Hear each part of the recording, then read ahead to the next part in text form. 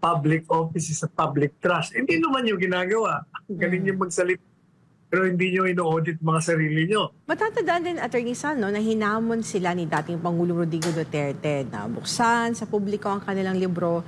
Pero walang kumasa sa tugon na ito, no, sa hamon na ito ng dating Pangulo.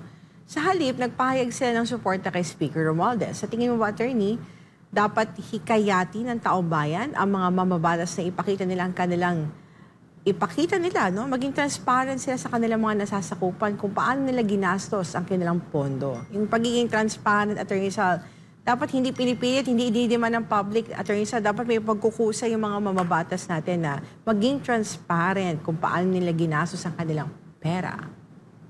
Kaya hindi dapat hikayatin. Kailangan utusan nila ang Kongreso. Gawin nyo ang inyong trabaho.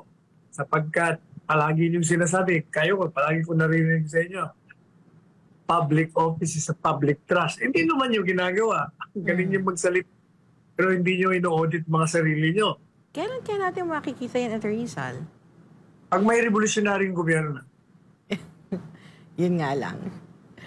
Bukod po sa inyong kagustuhan, Atty. Sal, sa pag-abolish sa Kongreso, napapanahon na bang tuldukan ang sistema ng liquidation birth certification para maging patas na sa lahat ng tanggapan ng gobyerno gaya ng isinusulong ni Pastor Apollo Siquibuloy? Gaya ka sinabi ko, kung walang gobyerno, di wala liquidation. But since may gobyerno, dapat may liquidation.